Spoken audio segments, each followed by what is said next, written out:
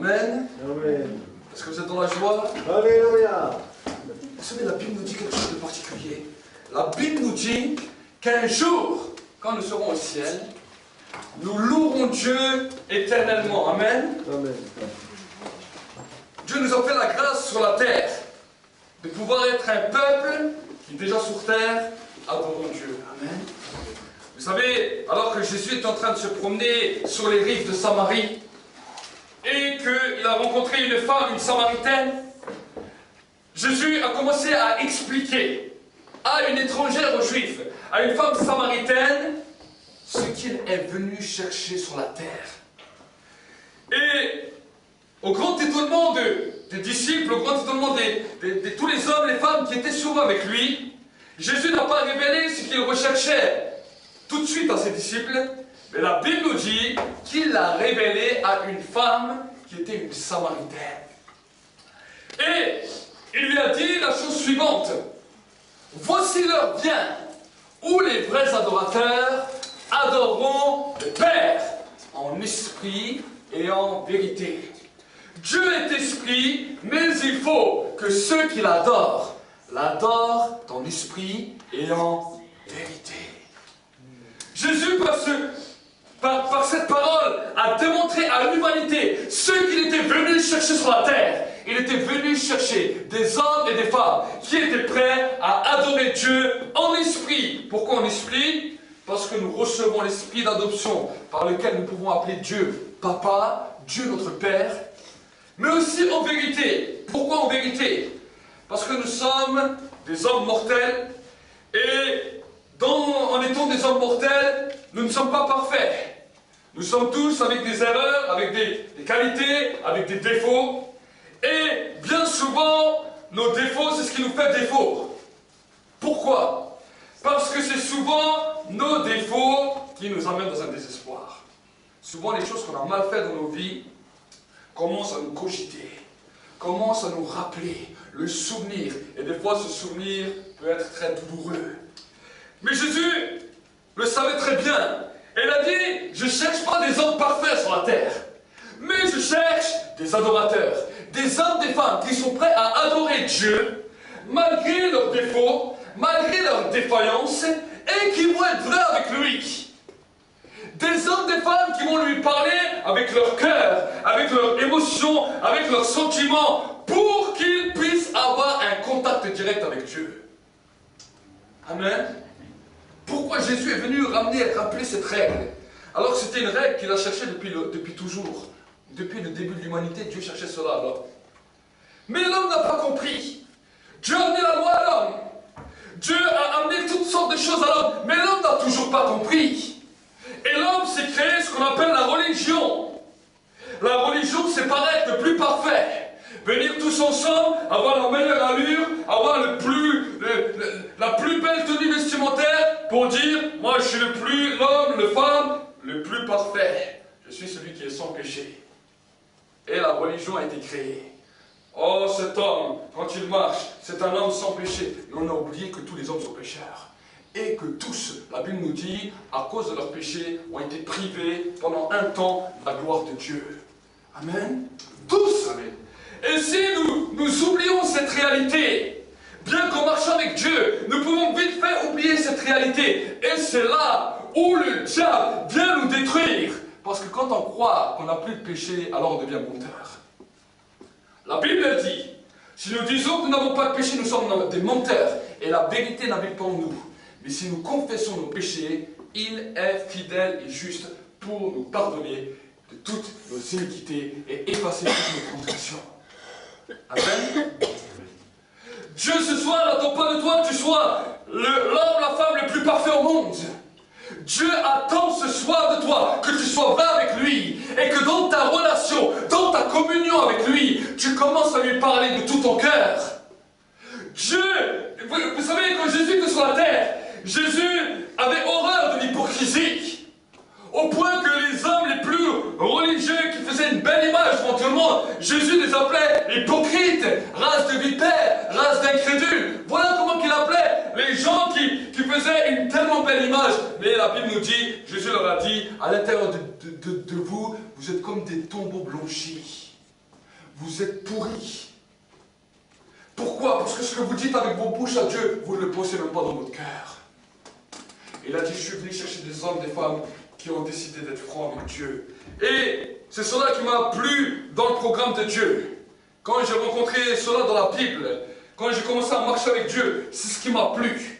Pourquoi? Parce que jouer un jeu de religieux, vous savez, peut pour un moment calmer notre conscience, mais à l'intérieur peut nous ronger et nous détruire.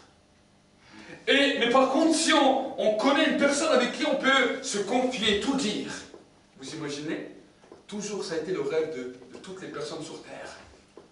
C'est pour cela que des fois, dans les mariages, ça a été tellement catastrophique parce qu'ils croyaient qu'il avait trouvé la perle rare ou l'homme idéal qui pouvait tout lui dire, qui pouvait tout lui révéler.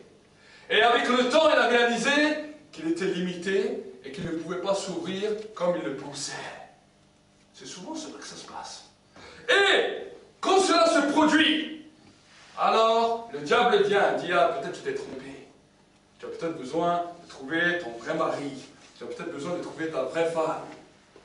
Et alors la personne est en recherche de l'amour idéal. Et vous savez, cet amour idéal, nous ne pouvons que le trouver en Dieu. Amen. Personne ne pourra nous combler sur cette terre. Aucun être humain ne pourra nous combler. Si même nous avons décidé de faire notre vie avec une personne, ce n'est pas cette personne qui va nous combler, mais ensemble, nous allons travailler ensemble pour que la présence de Dieu nous comble et pour qu'ensemble, on puisse travailler pour le royaume de Dieu. Amen. Amen. C'est cela. C'est cela le vrai but du mariage. On ne cherche pas une personne pour dire « je vais me combler ». À un moment, tu vas te lasser. Amen. Quand tu commences à construire avec quelqu'un, tu dis c'est pour aller ensemble dans le même but, c'est pour construire ensemble, c'est pour que ensemble nous puissions avancer ensemble. Je sais très bien que tu ne pourras pas me combler dans tout. Je sais très bien que je ne pourrai pas te combler dans tout. Mais ensemble, nous allons nous laisser combler par Dieu et ensemble on va être heureux. Amen. Si les gens commenceraient à comprendre ça, j'aimerais vous dire que beaucoup de choses changeraient. Mais nous devons aussi le comprendre nous-mêmes. Même si on est marié ou on n'est pas marié, nous devons comprendre que seul Dieu peut combler le vide de nos cœurs. Seul Dieu peut combler le vide de nos âmes. La Bible nous dira dans le livre de l'Ecclésiaste que Dieu a mis une part de sa grâce dans chacun des êtres humains. Une part de sa grâce.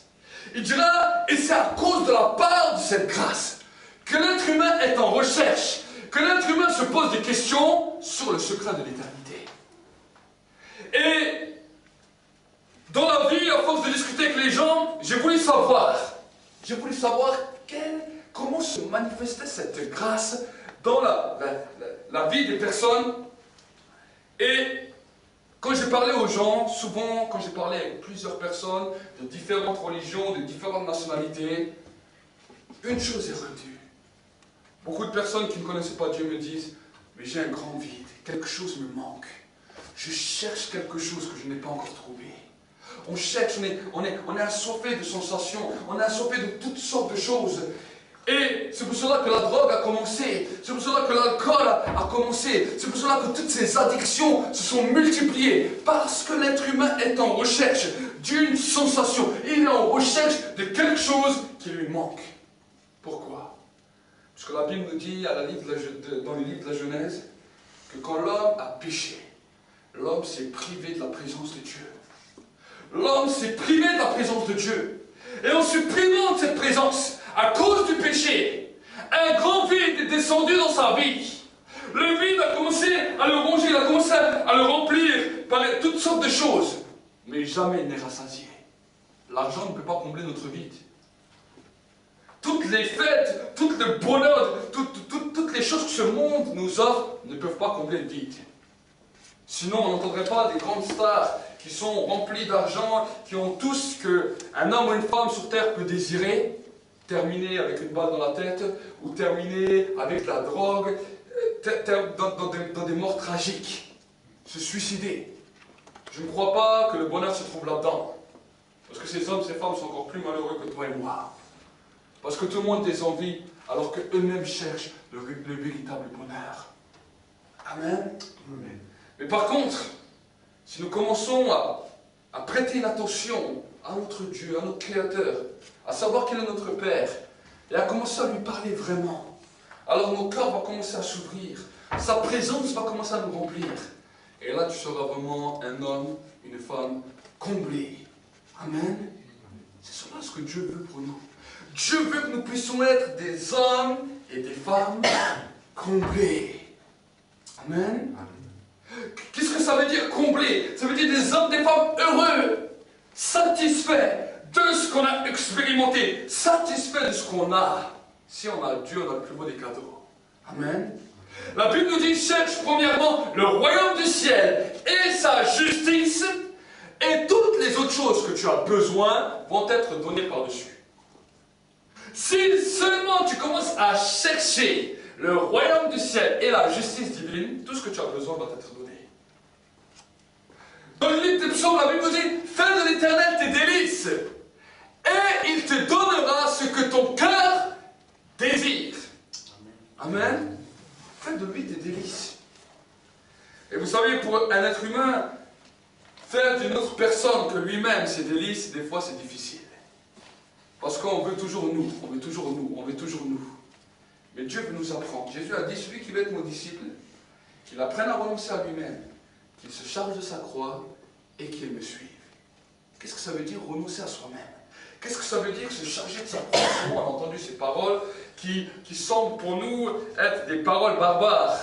Oui, alors il y en a qui font sujet de pénitence, qui portent des croix, d'autres qui se flagellent. C'est pas ça! Tu peux faire autant de choses que tu veux. Tu peux te frapper, tu peux faire tout ce que tu veux. C'est pas ça qui va te dire porter sa croix. Porter sa croix, c'est à un moment donné arrêter de regarder sur son nombrilisme et dire Seigneur, je fais de toi mes délices.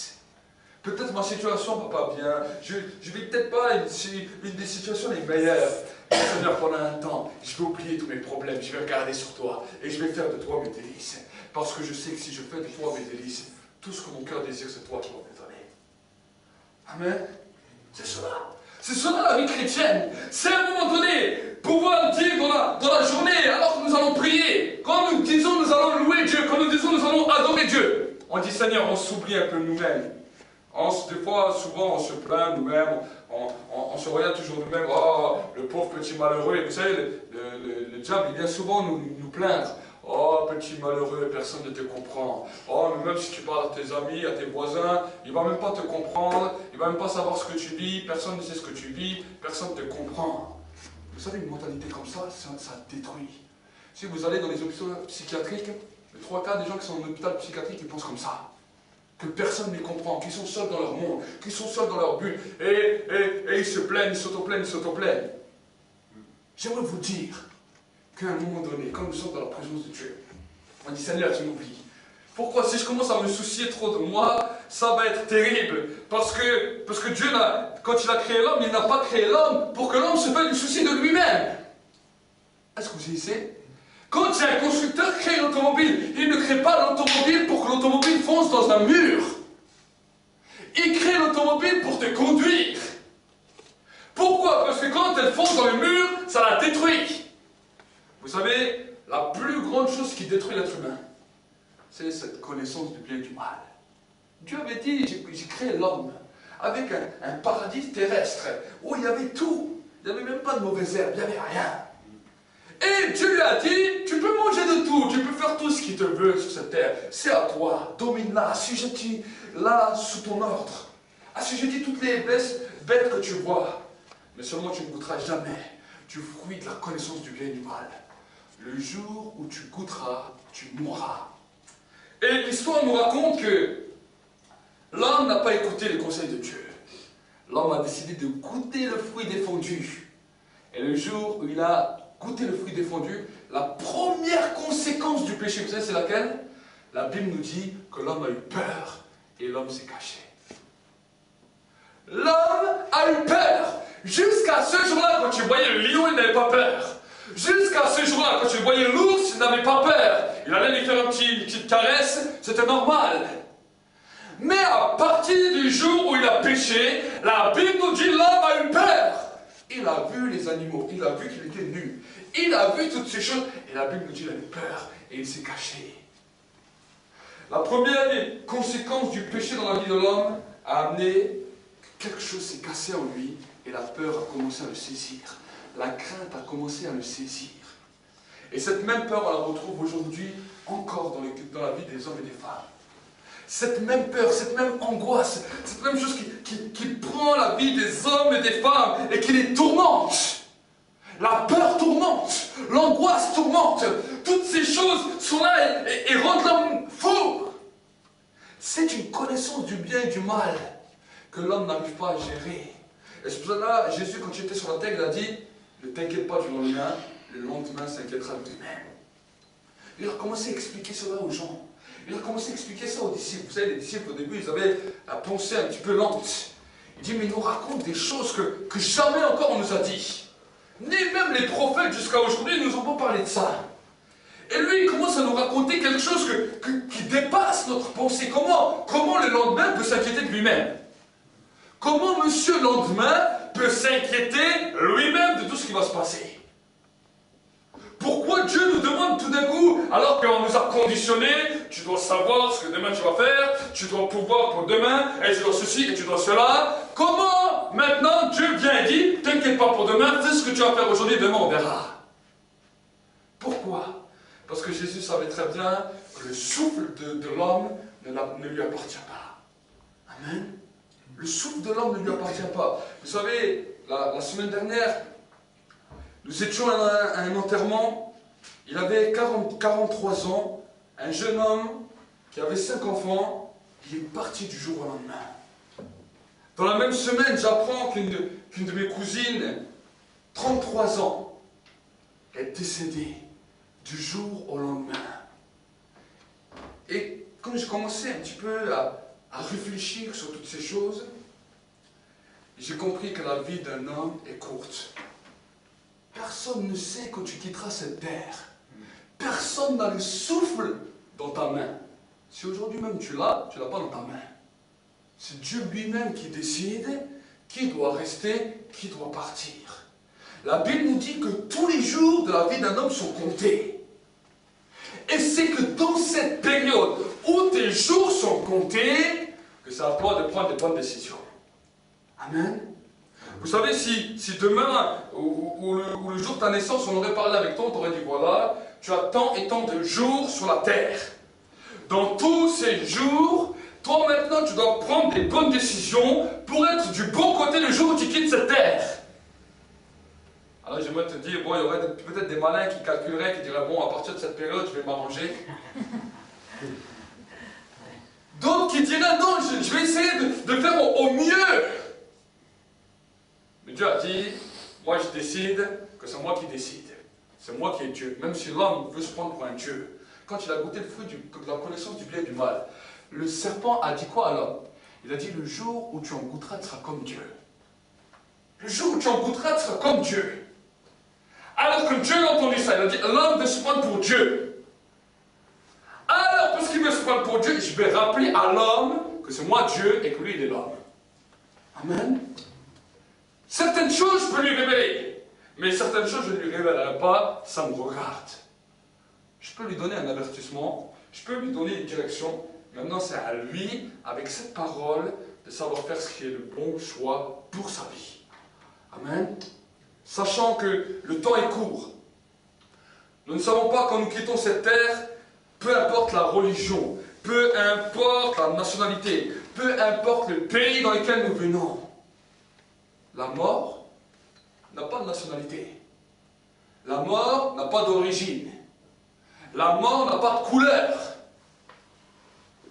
Mais la mort peut frapper n'importe où, à n'importe quel moment. C'est un jour un ami pasteur qui est venu chez nous à l'église, qui nous avait raconté une histoire. Le pasteur Mahmoud nous a raconté une histoire. Il a dit, voilà, il y avait un jour un jeune en Algérie, et ce jeune, il était là avec sa maman, avec sa famille, il était heureux. Et un jour, il rencontre la mort sur son passage. Et quand il rencontre la mort lui parle. Elle lui dit, tu sais, dans 2 mois ou dans 3 mois, dans 3 mois, je viens je viendrai te chercher. Je vais venir te chercher, t'emmener avec moi. Et ce jeune homme a commencé à avoir peur. Il est rentré dans sa maison, il a dit à sa mère, ah c'est terrible, la mort va venir me chercher, qu'est-ce que je dois faire et tout. Et sa maman lui a dit quoi? Il a dit, prends tes affaires et pars. Et ce jeune homme a dit, ok d'accord. Il a pris ses affaires, il a tout préparé, il a dit, je vais partir. Il a dit à sa maman, je vais partir en France. Il voulait partir loin. La mort là-bas, elle ne connaît pas ce pays. Et elle est partie. Et 3 mois plus tard, alors que la maman elle était dans la maison, tout d'un coup ça frappe à la porte. La maman elle ouvre la porte, il y avait la mort devant elle. Il dit oui bonjour, qu'est-ce que vous voulez? Il dit bonjour, je viens chercher votre fils. Et la maman dit, vous savez, il n'est pas là, il est parti en France. Et vous savez ce que la mort lui répond? Justement, c'est là-bas que je l'attends. Maintenant, je ne vais pas vous traumatiser, ni vous faire cauchemarder toute la nuit. Mais simplement, c'est peut-être une histoire qui peut un peu nous faire rire, qui est imagée, mais qui nous rappelle certaines choses. Que la vie de l'homme, personne n'est maître de sa vie. Personne n'est maître de sa vie, ni toi ni moi. Nous ne savons pas quand nous quittons cette terre. Des fois, vous savez, on peut être motivé, on peut dire, ah, j'aime bien, je suis Dieu, mais un petit peu à droite, un petit peu à gauche. Mais vous savez, personne ne sait quand on quitte cette terre. Je l'ai vu encore la semaine dernière, 2 personnes jeunes qui sont parties de cette terre. Personne ne leur avait demandé leur avis. Et du jour au lendemain, ils ont quitté cette terre. Demain, nous ne savons pas qui sera encore sur cette terre. Et la Bible nous dit encore quelque chose de plus grand, que Jésus va venir comme un voleur. Personne ne va savoir quand il va venir. Peut-être demain, ça peut être notre heure. Mais si demain, ce n'est pas notre heure, peut-être que Jésus revient demain.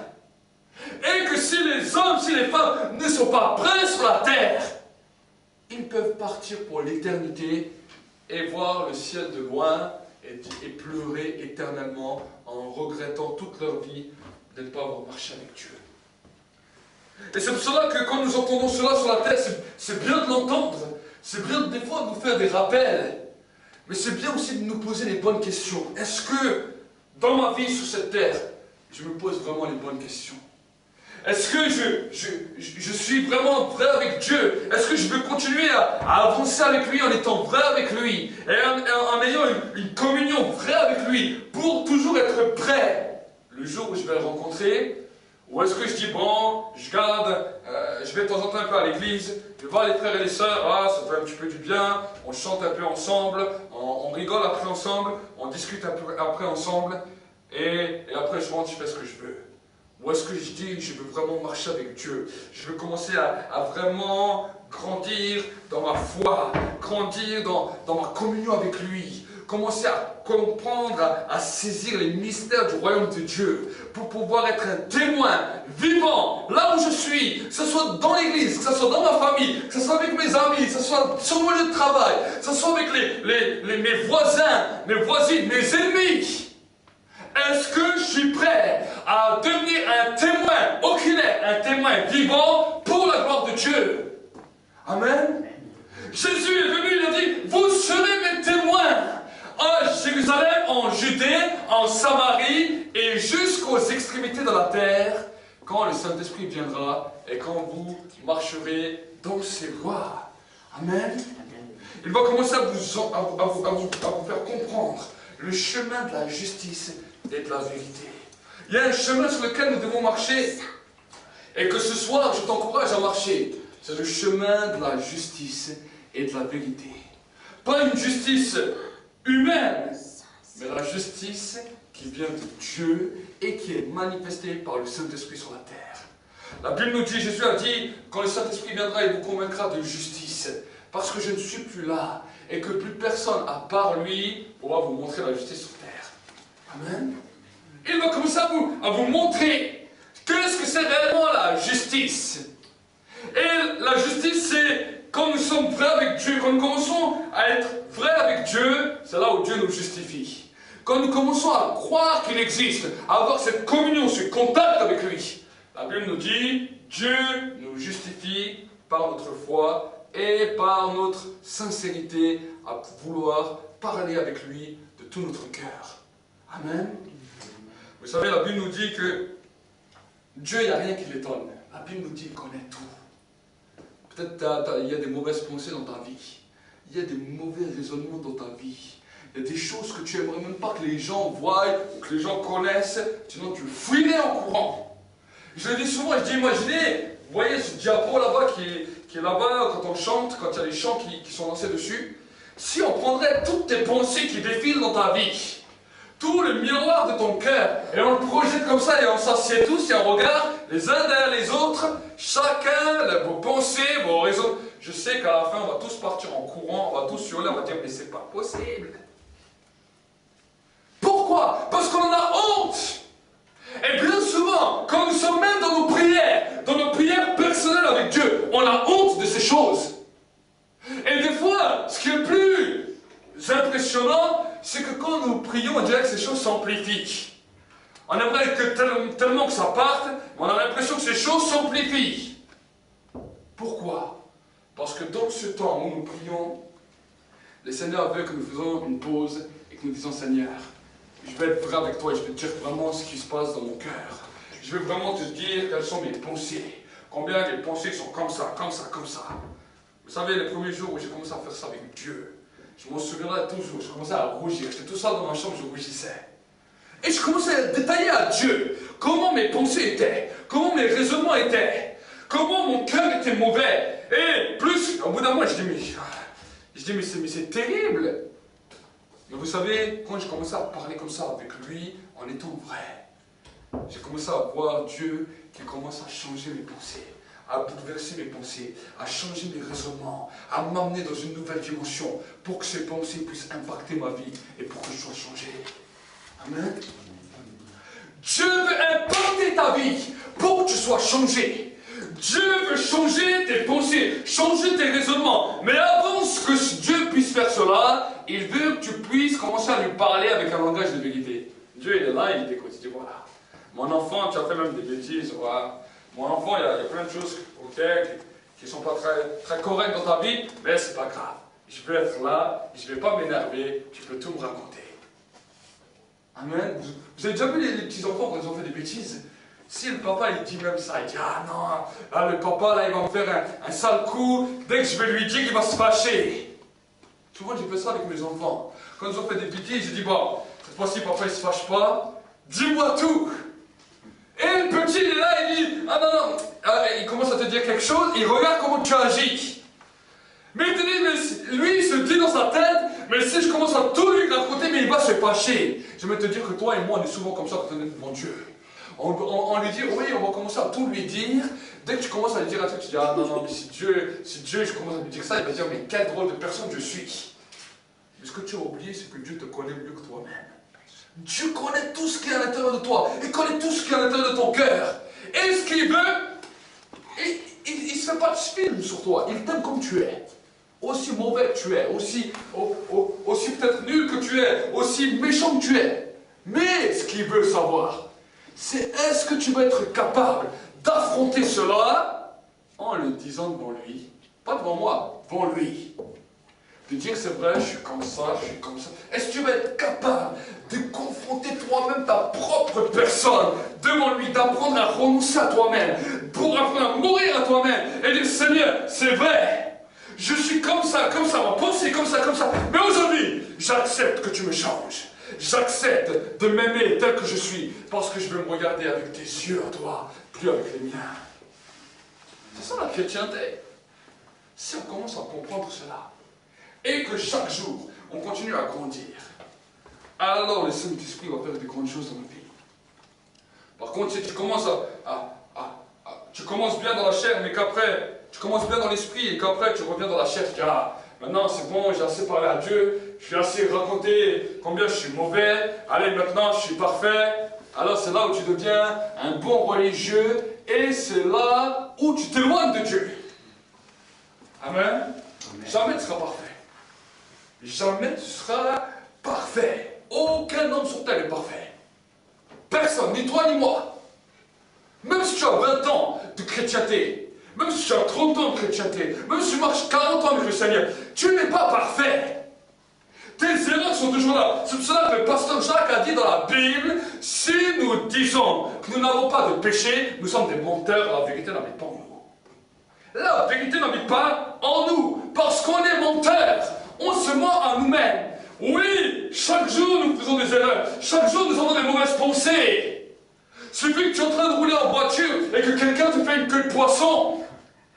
Ou que quelqu'un te passe devant à la caisse. Des paroles mauvaises commencent à sortir, des pensées commencent à sortir de nos cœurs. Même si des fois on ne le dit pas, ça commence à bouillir. Et souvent, nous oublions de revenir à Dieu et de dire Seigneur, je suis encore tellement des fois impulsif. Je suis encore tellement des fois haineux. J'aime bien ceux qui m'aiment, mais ceux qui me font du mal, attention. Je ne suis pas encore prêt à aimer mes ennemis, comme toi tu m'as demandé. C'est cela, savoir faire un examen de soi. Savoir faire un examen de sa personne. Et de chaque jour dire Seigneur, je ne suis pas encore parfait, mais c'est pas grave, toi tu es parfait, et être avec toi, ça me suffit. Parce qu'avec toi, je peux m'ouvrir le cœur, je peux ouvrir mon cœur comme je veux, et je peux te parler de tout ce que je ressens à l'intérieur de moi. Amen. C'est là où une fois on était dans une réunion, et on priait comme ça, et à un moment donné, je me souviens toujours, on était en train de demander à Dieu pardon ensemble, et tout d'un coup, dans la direction de la prière, le Saint-Esprit me dit maintenant, vous allez rentrer dans une nouvelle dimension, vous allez commencer à pardonner, à libérer tous ceux qui vous ont fait du mal, tous vos ennemis, tous ceux qui vous haïssent. Et je dis comme ça à l'église, je dis voilà, on va commencer à prier, on va pardonner tous ceux qui nous ont fait du mal, tous ceux qui nous haïssent. Et alors, pendant que j'étais en train de dire ça, il y avait une femme qui était derrière, une sœur qui était derrière, et elle parlait à Dieu. Moi, je n'entendais pas ce qu'elle disait, moi j'étais devant. Et elle dit à Dieu, mais Seigneur, comment je peux aimer quelqu'un que je haïs? Comment je peux aimer ma mère alors que je la haïs? Comment je peux faire? Et elle dit, elle n'arrivait pas, et tout d'un coup, je continue alors qu'on était en prière, et je dis, quand j'étais devant, je dis, si tu n'arrives pas à pardonner, alors dis à Dieu, dis Seigneur, j'aimerais bien que tu m'aides à pardonner, mais moi, de cette personne, je pense ça.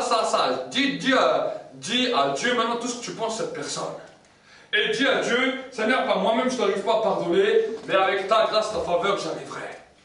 Et cette sœur a simplement fait ce que j'ai dit devant. Elle a répété, elle a prié à Dieu, elle a dit voilà, je pense ça et ça de ma maman, et par moi-même je n'arrive pas à la pardonner, jamais j'ai la volonté pour pardonner, mais j'accepte que toi tu fasses cela en moi. La réunion s'est finie, et la sœur m'a témoigné, le culte d'après elle m'a dit, j'ai un témoignage à vous donner, elle était remplie d'eczéma, du cou jusqu'aux pieds, je ne savais pas. Elle me dit, on avait beau tout faire, en plus elle travaillait dans la médecine, elle dit, j'avais beau tout faire, voir tous les docteurs que je voulais, et rien, jamais c'est parti. Elle a dit, mais après cette prière, je suis rentré chez moi à la maison le soir, j'ai dormi. Le matin, je sentais plus de haine pour ma maman. Je sentais que je devais pardonner.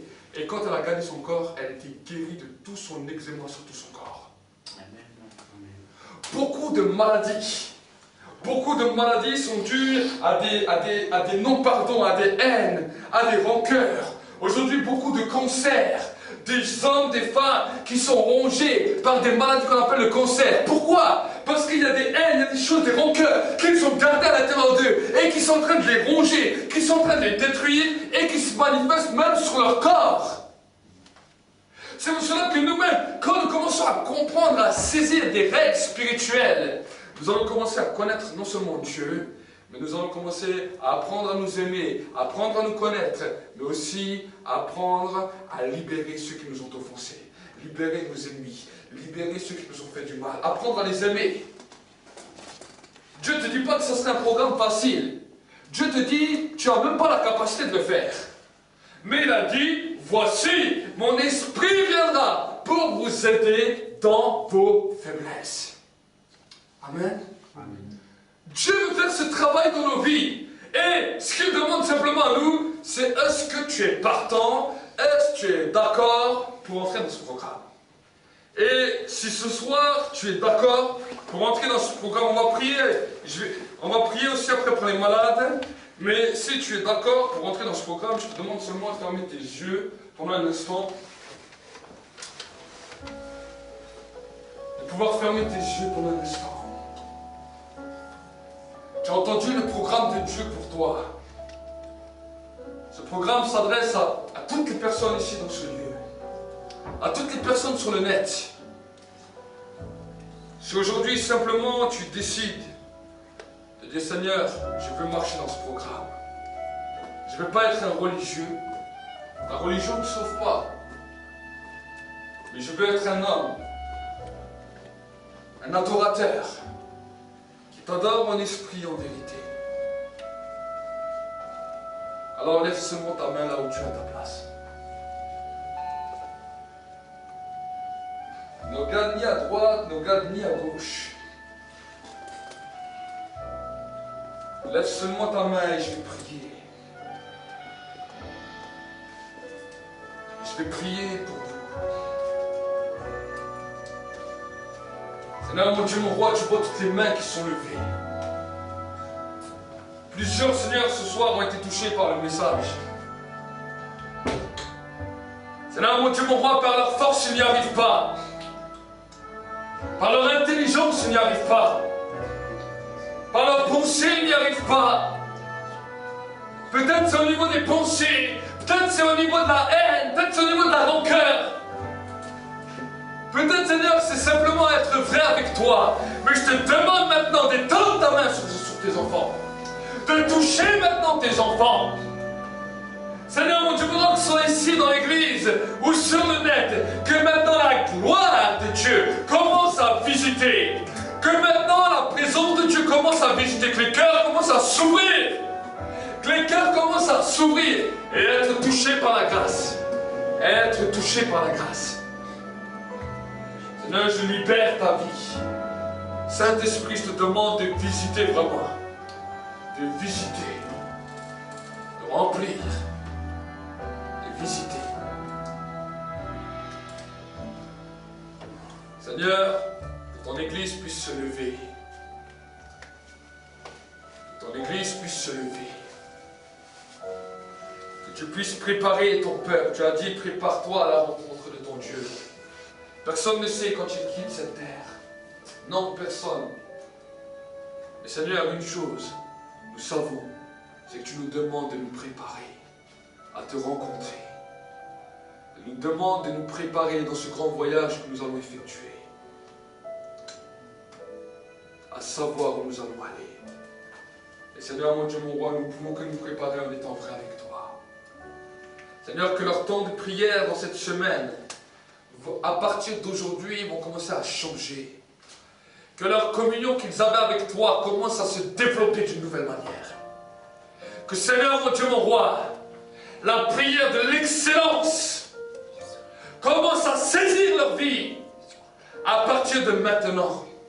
À partir de maintenant. Oh, lève tes mains seulement. Lève tes mains simplement et reçois. Reçois. Reçois maintenant la vie. Reçois maintenant la vie. Reçois maintenant la vie. Reçois maintenant la vie. Si tu as besoin de prière, je te demande seulement de venir devant et je vais prier, je vais commencer à prier. Tous ceux qui ont besoin de prière, soit des guérisons, que ce soit pour un miracle, que ce soit pour quelque chose de particulier dans leur vie, venez ici devant et je vais commencer à prier pour vous. Ne regarde ni à droite ni à gauche, et tu sens vraiment dans ton cœur que tu as besoin de la prière. Alors viens devant. Viens devant et je vais prier. Je vais prier pour toi, faites comme ça avec le manger. Continue à rester dans la prière. Continue à rester dans la prière. Faites une rangée. Venez. Continue à rester dans la prière pendant ce temps. Je demande au pasteur Christophe de pouvoir venir aussi.